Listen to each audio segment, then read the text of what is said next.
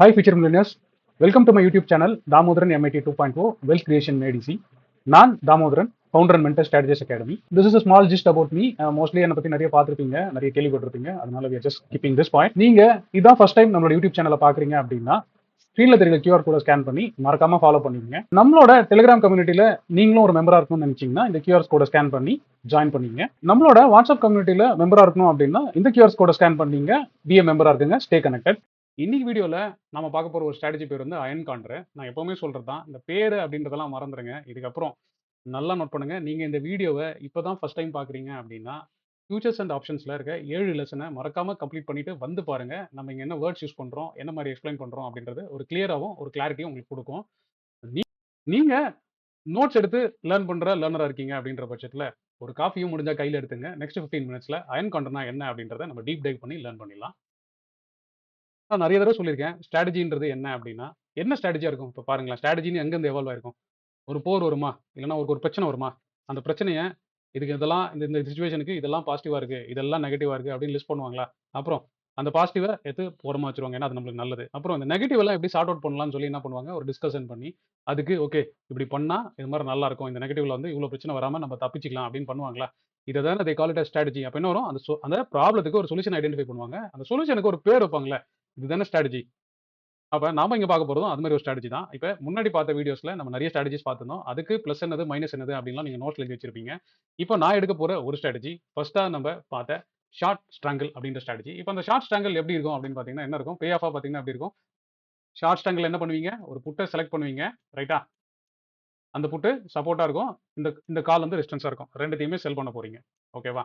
இதில் இருக்க பாசிட்டிவ்லாம் என்னது, அது நீங்கள் ஆல்ரெடி உங்கள் நோட்டில் லிஸ்ட் பண்ணியிருப்பீங்க, எடுத்து பாருங்க. ஸோ இப்போ இந்த ரேஞ்சில் இருந்தாலும் நம்மளுக்கு ப்ராஃபிட் வரும். அதுக்கப்புறம் நல்ல மார்க்கெட் கீழே போயிட்டு திரும்பி ஒரு வேளை உள்ள நின்னாலும் ப்ராஃபிட் வரும். நம்மளுக்கு டைம் நல்ல ஃபேவராக இருக்கும். ஆனால் இதில் ஒரே பிரச்சனை என்னவா இருக்கும், ரிஸ்க் ரிவார்டும் அன்டியூ ரிஸ்க்கும் தான். ஏன்னா இந்த ஸ்ட்ராட்டஜி நான் எக்ஸ்பிளைன் பண்ணும்போதே சொல்லியிருப்பேன், இது ஒரு நான் டைரக்ஷனல் ஸ்ட்ராட்டஜி, ஆனால் ஓப்பன் ரிஸ்க் ஸ்ட்ராட்டஜி அப்படின்னு சொல்லியிருப்பேன். அப்போ இந்த ஓப்பன் ரிஸ்க், ஏன்னா இதில் ரிஸ்க் வந்து இன்ஃபினிட்டின்றதுனால ரிஸ்க் ரிவார்டு உங்களால் கால்குலேட் பண்ண முடியாது. இப்போ இந்த இன்ஃபினிட் ரிஸ்க்கை நான் என்ன சொல்றேன்னா, இது ஒரு 10 ரூபாய் இருக்குன்னு வச்சுப்போமே. இந்த ஹைட்டு ப்ராஃபிட் வந்து 10 ரூபாய் இருக்கு அப்படின்னா நம்ம என்ன பண்ணலாம், 10 ரூபாய்க்கு எவ்வளோ எடுக்கலாம். நம்ம ஒரு செல்லிங்கிற மாதிரி இருந்ததுன்னா ஒரு 30 ரூபான்னு ஃபிக்ஸ் பண்ணிட்டோம்னு வச்சுக்கலாம். 30 ரூபா என்ன வரப்போகுது, இங்கே 30 ரூபா இந்த ஹைட் வருமா. ஏன்னா இது வெர்டிகலா, இது பிஎன்எல், ஹாரிசான்டலா இது அண்டர்லைங் பிரைஸ். ஏன்னா இங்கே 10 ரூபாய் இருக்கு. இப்போ நெகட்டிவ்ல 30 ரூபா இருக்கிறதுல ஒரு கோடு போடுறேன், அந்த இடத்த கட் பண்ணி அப்போ என்ன பண்ண போறோம், இங்கே ஒரு புட்டை செல் பண்ணிருக்க போறோம், கரெக்டா. அப்போ அதை சரி பண்ண என்ன பண்ணும், ஒரு புட்டை பை பண்ணணும். எங்கன்றதை டிசைட் பண்ணுறோம், எவ்வளோ குவான்டிட்டி பை பண்ணணும், இங்கே எவ்வளோ செல் பண்ணிருக்கோமோ அதை பை பண்ணணும். இந்த பக்கம் முடிஞ்சுதா. அதே மாதிரி இங்கே என்ன பண்ணிருக்கோம், இங்கே காலை செல் பண்ணிருக்கோமா. அப்போ இங்கே பிரச்சனை சார்ட் அவுட் பண்ணுறதுக்கு என்ன பண்ணணும், ஒரு காலை பை பண்ணணும். எங்க அதே மாதிரி இதே மாதிரி 30ன்னு வச்சுக்கலாமா. அப்போ ஹரிசான்டலா இங்கே ஒரு கோடு போட்டால் இங்கே ஒரு முட்டுமா, இந்த முட்டினத்தில் இப்படி போட்டால் இது ஒரு ஸ்ட்ராட்டஜி ஆகிடுமா. அப்போ இந்த அயன் கான்ட்ராக்ட் ஸ்ட்ராட்டஜி எப்படி இருக்கும் அப்படின்னா, ரொம்ப சிம்பிளாக பார்த்தீங்க அப்படின்னா, ஷார்ட் ஸ்ட்ராங்கிளுக்கு இதான் பிரச்சனையாக இருக்கும். அந்த பிரச்சனையை சார்ட் அவுட் பண்ண நீங்கள் இங்கே ஒரு கோடு போடுறீங்கன்னு வச்சுங்களேன், இங்கே கோடு போடுறீங்க, இங்கே கோடு போடுறீங்க, அவ்வளோதான். இவ்வளோதான் இது அயன் கான்ட்ராக்ட். இப்போ இந்த பேர் எப்படி வந்துச்சு அப்படின்னு பார்ப்போம்னா, இந்த காண்டரோட மீனிங் என்ன அப்படின்னு நீங்கள் தேடி பார்த்தீங்கன்னா என்னவா இருக்கும் அப்படின்னா, இது ஒரு கைண்ட் ஆஃப் அமெரிக்கன் வல்ச்சர், அதாவது கழுகுன்னு சொல்லலாம். இதை ஏன் கழுகுன்னு சொல்றாங்க, இதுக்கு எதுக்கு இந்த மாதிரி பேர் வச்சிருக்காங்க அப்படின்றதெல்லாம் புரிஞ்சுக்கிறதுக்கு முன்னாடி நீங்க ஃபர்ஸ்ட் இதோட ப்ராப்ளம் என்ன, இந்த ப்ராப்ளம் வழியா இது என்ன ஐடென்டிஃபை பண்ணிருக்கீங்க அப்படின்னு முடிச்சிட்டீங்கன்னா, இதுக்கு பேரு உங்களுக்கு பிடிச்ச என்ன பேருன்னு வச்சிருக்கலாம். உங்களுக்கு பிடிச்ச சாமி பேரா வச்சிருக்கலாம், இல்ல உங்களுக்கு பிடிச்ச நடிகர் பேரா வச்சிருக்கலாம், இல்ல உங்களுக்கு பிடிச்சவங்க ரொம்ப லவுட் ஒன்ஸ் இருந்தாலும் அந்த பேரையுமே வச்சுக்கலாம். இதை யாரும் உங்களை கேள்வி கேட்க போறது இல்லை. இந்த காண்டர்ன்றது ஏன் வந்துச்சுன்னு நான் சொல்றேன். இப்போ இதை பாத்தீங்கன்னா எப்படி இருக்கும்னா, இதுதான் கழுத்துன்னு வச்சுப்போம், ஓகேவா. அந்த கழுகோட கழுத்து. அப்புறம் இதோட பாடி எப்படி இருக்குமா, அதுக்கப்புறம் அது பறக்கும்போது எப்படி இருக்கும், விரிச்சு நின்னா சிரிப்பா இருக்கா, என்னடா இப்படிலாம் பேர் வச்சிருக்காங்கன்னு. அதனால தான் சொல்றேன். விஷயம் புரிஞ்சுச்சுன்னா நீங்களும் உங்க பேர் வச்சுக்கலாம். இப்ப நான் வந்து இதுக்கு ஒரு பேர் வைக்கணும்னா நான் என்ன பண்ணுவேன்னா, நான் வந்து ஒரு தேசப்பற்று உள்ள மக்கள் அப்படின்றத முடிவு பண்ணோம் அப்படின்னா, இது ஒரு இந்தியாவோட ட்ரை கலரோட ஃபிளாக்னு வச்சுட்டேன்னு வச்சுக்கேன். நான் இது ஒரு கொடிக்கம்பம் அப்படின்னு கூட பேர் வச்சுக்கலாம். நீங்க உங்க இஷ்டம் தான். இல்லைன்னா மேடன்னு வச்சுக்கலாம். அதனால பேரு முக்கியமே இல்ல. எப்பவுமே நான் சொல்ற மாரி தான். அது என்ன சார்ட் அவுட் பண்ணுது, அது என்ன விஷயங்கள உங்களுக்கு குடுக்குது அப்படின்றது தான் நீங்க லாஜிக்கா வச்சுக்கணும். ஸ்ட்ராட்டஜிஸ் பேர் வந்து அவன் வைக்கிறது தான். அது நீங்க என்ன வேணா வச்சுங்க. ஸோ இப்ப ஜெனரலா பீப்பிளுக்கு அயன் கான்டர்ன்னு சொன்னா இது தெரியும். பட் ஆனா நம்ம அயன் கான்டர படிக்கல. நம்ம என்ன பண்ணோம், ஒரு ப்ராப்ளத்த எடுத்தோம். அந்த ப்ராப்ளத்துக்கு சொல்யூஷன் தான் பண்ண ட்ரை பண்ணோம். இப்ப நம்ப இத நம்மளோட பே ஆஃப் சாஃப்ட்வேர்ல எப்படி இருக்கு அப்படின்னு சொல்லி பார்ப்போம். ஸோ நான் நம்மளோட ஸ்டாக் பாக் எடுத்தேன், பில்டர் போயிட்டேன், ஸ்டாக்க வச்சுட்டேன். ஆஸ் யூசுவல் நம்மளோட ஃபேவரட்டான டாடா மோட்டார்ஸ் பேசஞ்சர் வெஹிக்கிளையும் வச்சுட்டேன். ஸோ இப்போ இங்க என்ன பண்ணணும், ஸோ 20th ஏப்ரல் எடுத்துக்க போறோம். இங்க வந்து நான் ஐடென்டிஃபை பண்றேன். இது என்னோட சப்போர்ட், இது என்னோட ரெசிஸ்டன்ஸ் அப்படின்னு சொல்லி நான் ஐடென்டிஃபை பண்றேன். ஸோ ஷேர் ஸ்டாங்கிள் பண்றவங்களா தான் என்ன பண்ணுவீங்க, இதை செல் பண்ணுவீங்க, கரெக்டா. அப்புறம் உங்களோட ப்ராப்ளம் என்னவா இருக்க போகுது, இந்த லைன்ல பாத்தீங்களா தெரியும், எஸ்டிமேட்டட் மார்ஜின் 61 ரூபா காட்டுது. அதே மாதிரி மேக்ஸ் ப்ராஃபிட் இவ்வளோ காமிது, மேக்ஸ் லாஸ் மட்டும் அன்டிஃபைன்ட், அது ஒன்று மட்டும் தான் இங்கே ரெட்டாக காமிக்குது, கரெக்டா. ப்ராபபிலிட்டி இதெல்லாம் உங்களுக்கு ஓகேவா இருக்கு. இப்போ நம்ம என்ன அட்ரஸ் பண்ணணும், இதை தான் அட்ரஸ் பண்ணணும். எப்படி அட்ரஸ் பண்ண போறோம், இங்க ஒரு புட்டை செல் பண்ணிருக்கீங்க, நீங்க டிசைட் பண்ணுங்க எங்க வேணும் அப்படின்னு சொல்லிட்டு. நான் என்ன சொல்கிறேன், 260 இங்கே மார்க் பண்ணிக்கணுமா? அப்போ அதே கூட இங்கே வெளிச்சு விட்டா இங்கே என்ன ஸ்ட்ரைக் ஹிட் ஆகுதோ அதையும் நம்ம பை பண்ணலாம்னு சொல்லி முடிவு பண்ணலாமா? அப்போ நம்ம என்ன பண்ண போகிறோம், நேராக இங்கே போக போகிறோம், 260 என்னதுன்னு பார்க்க போகிறோம், அதை பை பண்ண போகிறோம். அதே மாதிரி கீழே வர போகிறோம், இது எங்கே முட்டுச்சு, 370ல முட்டுச்சு, அதனால் இந்த 370யை பை பண்ணிக்க போகிறோம். அவ்வளோதான். உங்களுக்கு இதுக்கு என்ன பேர் சொல்லி கூப்பிடலாமோ கூப்பிடலாம். உங்களுக்கும் இது கழுகு மாதிரி இருந்தால் கழுகா கூப்பிடலாம். இல்லை உங்களுக்கும் வந்து வேற ஏதாவது தோணுச்சு, எனக்கு வந்து கொடிக்காத்த குமரனோட மேடை அப்படின்னு சொல்லணும்னு நினச்சிங்கனாலும் நீங்கள் பண்ணிக்கலாம். இல்லை இதை தாண்டி உங்களோட இமேஜினேஷன் வேற ஏதாவது இருந்தாலும் அதையும் நீங்கள் கூப்பிட்டுக்கலாம். ஆனால் நீங்கள் புரிஞ்சுக்க வேண்டிய ஒரே விஷயம் என்ன அப்படின்னா, இப்போ இந்த ஸ்ட்ராட்டஜி பண்ணும்போது உங்களுக்கு தெரியும், இது எஸ்டிமேட்டட் மார்ஜினில் இவ்வளோ தான் தேவைப்படுது. மேக்ஸ் ப்ராஃபிட் எவ்வளோ, மேக்ஸ் லாஸ் ஃபிக்ஸ் ஆனதால் இங்கே என்ன வந்துச்சு, ரிஸ்க் ரிவார்டுமே இங்கே என்ன வருது, ரிஸ்க் வந்து 1.8, ரிவார்டு வந்து 1 தான் வருது. ஸோ அப்போ 1க்கு 2ன்ற மாதிரி இருக்கா. ஜென்ரலாக செல்லிங்கை பொறுத்த வரைக்கும் 1க்கு 3, 1க்கு 4ன்ற மாதிரி வச்சுக்கலாம். பட் ஆனால் இந்த ப்ராபபிலிட்டி, இந்த நெட் கிரெடிட் இது எல்லாமே உங்களுக்கு புரிஞ்சிருக்கும். பட் ஆனால் இதுக்கு பேர் என்ன கேட்டிங்கன்னா, இதுக்கப்புறம் நீங்கள் சொல்கிறது தான் இதுக்கு பேர். ஆனால் உங்களோட அண்டர்ஸ்டாண்டிங் கிளியராக இருந்தால் இந்த ஸ்ட்ராட்டஜிக்கு நீங்கள் என்ன பேர் வேணால் கூப்பிடலாம். இல்லைனா you can call it as just iron condor. இப்போ இந்த அயன் காண்டரோட கிரீக்ஸ் எப்படி இருக்கும் அப்படின்னு பார்த்துக்கலாம். பார்த்தீங்கன்னா தெரியும், டெல்டா வந்து மோஸ்ட்லி நியூட்ரலாகவே தான் இருக்கும். ஏன்னா இது ஒரு நான் டைரக்ஷன் ஸ்ட்ராட்டஜி. அப்புறம் தீட்டா ஸ்லைட்டாக ஃபேவராக தான் இருக்கும். ஏன்னா இது ஒரு செல்லிங் ஸ்ட்ராட்டஜி. அப்புறம் வேகா, நீங்க ஒரு லேர்னரா இருக்க பட்சத்துல நீங்க நல்லா நோட் பண்ணி பாருங்க. வெறும் ஷார்ட் ஸ்டாங்கிளுக்கு இருக்க வேகாவும், இப்ப இத கண்ட்ரோல் பண்ணதுக்கு அப்புறம் இருக்க வேகாவும் உங்களுக்கு எப்படி ஃபேவரா இருக்கு? ஆஸ் அ செல்லரா. ஏன்னா செல்லருக்கு வேகா எப்பவுமே பிரச்சனை. கரெக்ட்டா? விக்ஸ் ஏறுனா, ஐவி ஏறுனா, நம்மளோட எம்டிஎம் அதல பாதாளுக்கு போக ஆரம்பிச்சிரும். கரெக்ட்டா? அப்ப இது எப்படி கண்ட்ரோல் ஆகுது அப்படின்றதும், இது ஒரு ஆக்டிவிட்டியா கூட நீங்க எடுத்து பாருங்க. நீங்க பண்ணலாம். பண்ணி பார்த்தீங்கன்னா தெரியும். ஸோ உங்களோட நோட்ல இந்த ஸ்ட்ராட்டஜிக்கு என்ன பேரு நீங்க எழுதிங்க. என்ன பொறுத்தவரைக்கும் யூடியூப்ல போடுறதுனால, நான் இத ஒரு அயர்ன் கவுண்டர் ஸ்ட்ராட்டஜி அப்படின்னு மென்ஷன் பண்ணிக்கிறேன். நம்ம பேசும்போது உங்களுக்கு தேவையான என்ன ஸ்ட்ராட்டஜி பேர் சொல்லியும் நீங்க பேசிக்கலாம். உங்களுக்கு எக்ஸ்பிளைன் பண்ணலாம்.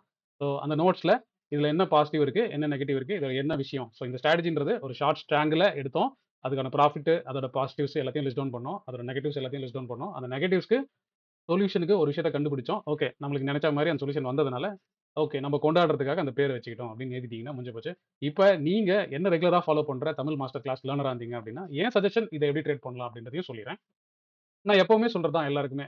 நீங்க ஸ்ட்ராட்டஜி பண்ண போறீங்கன்னா, முடிஞ்ச அளவுக்கு ஸ்டாக் அவாய்ட் பண்ணிடுங்க. இண்டெக்ஸ்ல வந்துருங்க. இண்டெக்ஸ்ல நிஃப்டின்னு எடுத்துப்போம். அதே மாரி இன்னைக்கு தேதி வந்து 25 அப்படின்றதுனால 30ஆம் தேதி நான் பெருசா பண்ண மாட்டேன். ஏன்னா இன்னும் 2 நாள் தான் ட்ரேடிங் டேவாவே இருக்குன்றதுனால, நான் 7த் ஏப்ரல்ல தான் நான் பிரிஃபரே பண்ணுவேன். அப்போ நான் என்ன பண்ண போறேன், 7த்த கிளிக் பண்ணி போறேன். இந்த ஸ்ட்ராட்டஜியோட மேஜர் என்னது? டிரான்சாக்ஷன் என்னது? நான் எங்க சப்போர்ட் அப்படின்னு ஐடென்டிஃபை பண்றேனோ, இப்போ 23,000 சப்போர்ட்னா நான் என்ன பண்ண போறேன்? ஃபர்ஸ்ட் அத செல் பண்ண போறேன். அப்புறம் எங்க ரெசிஸ்டன்ஸோ அத திரும்பியும் செல் பண்ண போறேன். கரெக்ட்டா?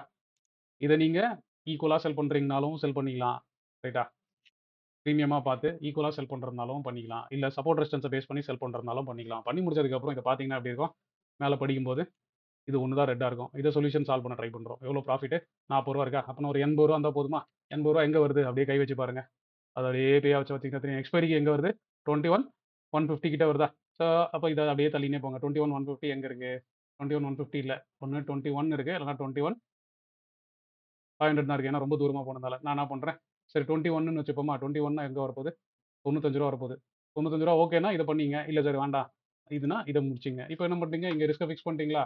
உங்க உங்க சஜஷன் தான். நீங்க ரிஸ்க்க இதே இடத்துல ஃபிக்ஸ் பண்ணணும். அப் சைட்லன்னு அவசியம் இல்ல. நீங்க இங்கேயும் பண்ணலாம், இங்கேயும் பண்ணலாம். என்ன பண்ண போறீங்க? இங்க பண்ண போறது தான் இந்த ஸ்ட்ரைக் எடுக்க போறீங்க. இங்க பண்ண போறது தான் இந்த ஸ்ட்ரைக் எடுக்க போறீங்க. ஈக்குவலா பண்ண போறது தான் இந்த ஸ்ட்ரைக் எடுக்க போறீங்க. ரைட்டா?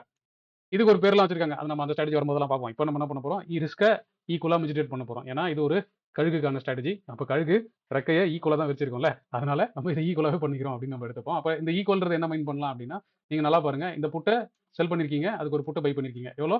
1500 பாயிண்ட் கேப் இருக்கா? அப்ப இதுல என்ன பண்ணணும்? இது 23,600லேருந்து 1500 பாயிண்ட் ஆட் பண்ணீங்கன்னா என்ன பண்ணலாம்? அது போதுமா? 25,100 வந்துச்சா? இத பை பண்ணிட்டோமா? எப்படி? இத கழுகுன்னு பார்க்குறவங்களுக்கு கழுகு, கொடிமேடைன்னு பார்க்குறவங்களுக்கு கொடிமேடை, இல்ல ஒரு பில்டிங்ன்னு பார்க்குறவங்களுக்கு பில்டிங். அதனால இது என்ன பேர் வச்சு நீங்க கூப்பிடுறீங்கன்னு டிசைட் பண்ணுங்க. ஆனா இப்ப இதுல பாருங்க, இது என்ன பண்ணோம்? இத செல் பண்ணோம், இத அட்ரஸ் பண்ணிட்டோம், இத செல் பண்ணோம், இத அட்ரஸ் பண்ணிட்டோம். ஈக்குவலா பண்ணதுனால. எக்ஸ்ட்ரா பண்ணா என்ன வரப்போகுது? இப்படி வரப்போகுது பை பண்ணியிருந்தா. ஓகேவா? ஸோ ஒரு லாட் பண்ணியிருந்தா, ஒரு லாட் பை பண்ணியிருந்தீங்கன்னா, இது பே ஆஃப் இப்படி வந்து போகுது. இப்ப இதோட எஸ்டிமேட்டட் மார்ஜின் எவ்வளோ? 1.78. நல்லா நோட் பண்ணி பாருங்க. நான் ஷார்ட் ட்ரையாங்கிள் அதாவது ஓப்பன் ரிஸ்க் பொசிஷன் சொல்லும்போது நான் உங்களுக்கு தெளிவா சொல்லியிருப்பேன். ரூ. 5,00,000 வச்சிருந்தா மட்டும், அப்படி இல்லன்னா 2 டைம்ஸ் ஆஃப் த கேபிட்டல் வச்சிருந்தா மட்டும் இந்த ஸ்ட்ராட்டஜிய பண்ணுங்க அப்படின்னு சொல்லியிருப்பேன். அப்ப நீங்க நிஃப்டில பண்ணணும்னா ரூ. 5,00,000 இருந்தா மட்டும் ஒரே ஒரு ஷார்ட் ஸ்ட்ராங்கிள் குவான்டிட்டியா பண்ணுங்க அப்படின்னு சொன்னேன். ஆனா இப்ப இங்க ஏன்னா அது என்ன ரீசன்? ஏன் அந்த 2 பண்ணேன் அப்படின்னு நோட் பண்ணி பார்த்தீங்களா அந்த வீடியோல? இது ஒரு ஓப்பன் ரிஸ்க் பொசிஷன். அதனால தயவு செஞ்சு நீங்க உங்களோட கேபிட்டல சேஃபா வச்சுக்கணும் அப்படின்னா, டபுள் த கேபிட்டல் இருந்தா மட்டும் பண்ணுங்க அப்படின்னு சொல்லியிருப்பேன். கரெக்ட்டா? இது இப்ப இந்த ரிஸ்க் பொசிஷன் எப்படி? ஒரு ஃபிக்ஸ்ட் ரிஸ்க் பொசிஷன். அப்ப நீங்க என்ன பண்ணலாம்? இப்ப இதுக்கு மார்ஜினுக்கு தேவையான மணி பிளஸ் எம்டிஎம் தேவை. அப்ப ஒரு 2.5 லாக்ஸ் இருந்தாலே இது 1 லாட் பண்ணிடலாமா? அப்ப 5 லாட் வச்சிருக்கிறவங்க அப்படின்னா, இந்த ஸ்ட்ராட்டஜி பண்றீங்கன்னா 2 டைம்ஸ் பண்ணீங்க. ஓகேவா? அப்போ உங்களோட பே ஆஃப் ரிஸ்க் அப்படின்லாம் புரியும். இப்போ இந்த ஸ்ட்ராட்டஜி எடுக்கிறேன், ரைட்டா? நானே எடுக்கிறேன். திடீர்னு எனக்கு ஏதோ ஆயிடுச்சு, இல்ல கோமால போய் படுத்துக்கிறேன் அப்படின்னா, இந்த ரேஞ்சுக்குள்ள, இந்த டேட்டுக்குள்ள மார்க்கெட் இங்க எங்க வருதோ, இங்க நின்னுச்சுன்னா இந்த ப்ராஃபிட், இங்க நின்னுச்சுன்னா இந்த ப்ராஃபிட், இங்க நின்னுச்சுன்னா இந்த லாஸ், இல்ல மார்க்கெட் வந்து 18,000 தொட்டுச்சு, நான் போய் கோமால படுத்த நேரம் அப்படின்னு நினைச்சீங்கன்னா, உங்களோட ரிஸ்க் ஃபிக்ஸ்டு. இதை தாண்டி உங்ககிட்ட ஒரு பைசா எடுக்க மாட்டாங்க. அதே மாதிரி மேலே போயிருந்தாலும் நல்லா சூப்பரா போய் 32,000லாம் போயிடுச்சு, நம்ம போய் கோமால படுத்துக்கிற அந்த ஒரு வாரத்துல அப்படின்னாலும் இந்த லாஸ் ஃபிக்ஸ்டு. சரியா? அதனால தான் இது தாராளமா வந்து நீங்க பண்ணலாம். இப்போ நீங்க ஃபிக்ஸ் பண்ணீங்க உங்க கேபிட்டலுக்கு நீங்க எவ்வளவு ரிஸ்க் எடுக்கலாம் அப்படின்றத டிசைட் பண்ணிட்டீங்கன்னா, இங்க இங்க எடுக்கலாமா? இப்போ 5 லட்ச ரூபாய்க்கு எனக்கு இவ்வளவு ரிஸ்க் தாங்காதுன்னு நினைச்சீங்கன்னா, உங்க பே ஆஃப் இப்படி வச்சீங்க. இப்படி வச்சுட்டீங்கன்னா, அப்ப என்ன வரும்? இந்த ரிஸ்க்குக்கு இந்த ரிவார்ட் வரும். ஸோ அப்ப நீங்க மாத்தும்போது என்ன பண்ணுவீங்க? ஏன்னா இத செல் பண்ணியிருக்கீங்க, இத பை பண்ணியிருக்கீங்க. இது நெட் ஆஃப் குடுத்ததுனால மேபி இந்த ஹைட் கொஞ்சம் குறைய சான்சஸ் இருக்கு. இப்படி வந்துரும். ஓகேவா? ஸோ இந்த இந்த ஸ்ட்ராட்டஜி ஓகேனா நீங்க இப்படி பண்ணீங்க.